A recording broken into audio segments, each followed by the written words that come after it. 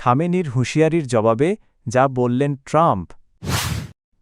গ্রিনল্যান্ডের ওপর রাশিয়া বা চীনের সম্ভাব্য হুমকি পশ্চিমাদের ভয়ঙ্কর রূপকথা, যে কারণে অ্যাপস্টেইন ফাইল নিয়ে বিশ্বব্যাপী এত আলোচনা।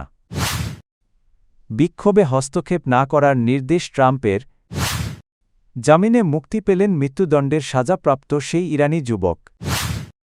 যুক্তরাষ্ট্রের প্রেসিডেন্ট ডোনাল্ড ট্রাম্পকে কড়া হুঁশিয়ারি দিয়েছেন ইরানের সর্বোচ্চ নেতা আয়াতুল্লাহ আলী খামেনি। তিনি বলেন, যুক্তরাষ্ট্র ইরানে হামলা চালালে তা দ্রুত আঞ্চলিক যুদ্ধে রূপ নিতে পারে। খামেনি সাম্প্রতিক সরকার বিরোধী বিক্ষোভকে ষড়যন্ত্র অভ্যুত্থান চেষ্টা হিসেবে উল্লেখ করে দাবি করেন নিরাপত্তা বাহিনী সেই পরিস্থিতি নিয়ন্ত্রণে এনেছে।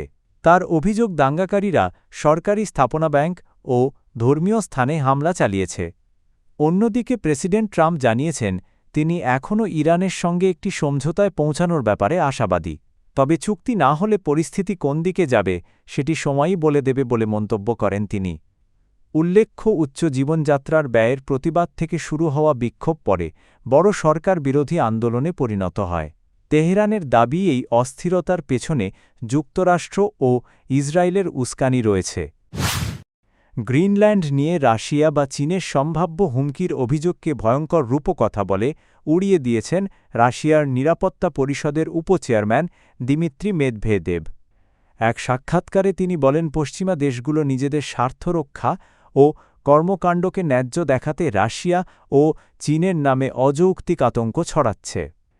মেদভেদেভের মতে, গ্রিনল্যান্ড ইস্যু আটলান্টিক জোটের জন্য বড় চ্যালেঞ্জ হয়ে উঠতে পারে এবং এ নিয়ে পশ্চিমা দেশগুলোর মধ্যেই বিভক্তি তৈরি হওয়ার আশঙ্কা রয়েছে।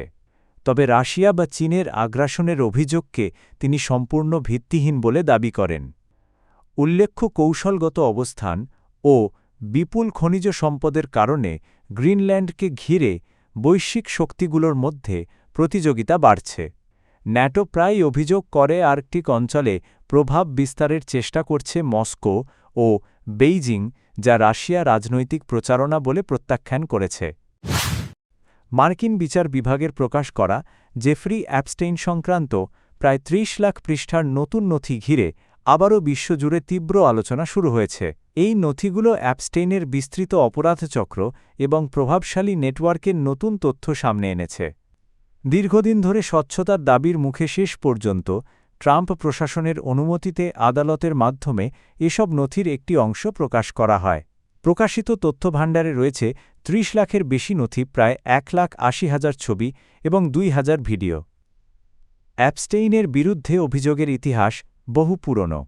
২০০৮ সালে এক কিশোরীকে যৌন নির্যাতনের মামলায় তদন্ত শুরু হলেও আপিল চুক্তির মাধ্যমে তিনি বড় সাজা এড়িয়ে যান এবং যৌন অপরাধী হিসেবে চিহ্নিত হন।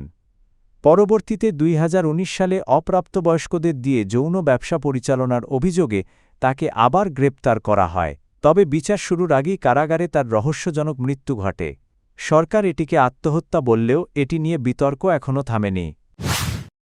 যুক্তরাষ্ট্রের president Donald Trump department of homeland সিকিউরিটিকে নির্দেশ দিয়েছেন, ডেমোক্র্যাট নিয়ন্ত্রিত শহরগুলোতে চলমান বিক্ষোভে হস্তক্ষেপ করা যাবে না স্থানীয় কর্তৃপক্ষ ফেডারেল সহায়তা চায়।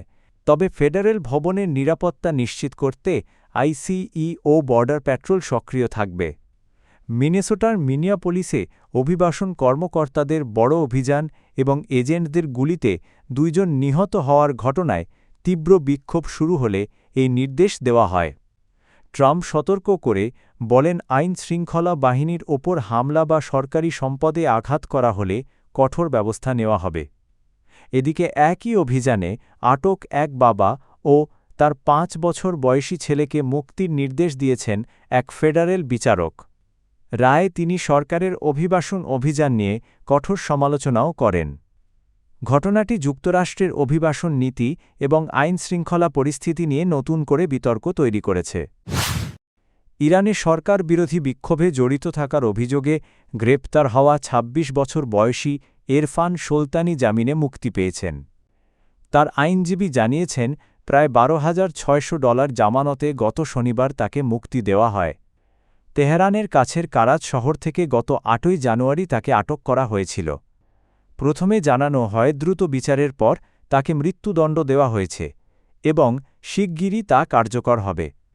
এই খবর প্রকাশের পর বিশ্বজুড়ে তীব্র সমালোচনা শুরু হয়। মানবাধিকার সংগঠনগুলো দ্রুত বিচার ও মৃত্যুদণ্ডের সিদ্ধান্ত নিয়ে প্রশ্ন তোলে। এমনকি যুক্তরাষ্ট্র কঠোর ব্যবস্থার হুঁশিয়ারি দেয়। বর্ধিত আন্তর্জাতিক চাপের মুখে শেষ পর্যন্ত মৃত্যুদণ্ড থেকে সরে আসে ইরান। পরে আদালত তার সাজা কমিয়ে কারাদণ্ড দেয় এবং এখন তিনি জামিনে মুক্ত হয়েছেন।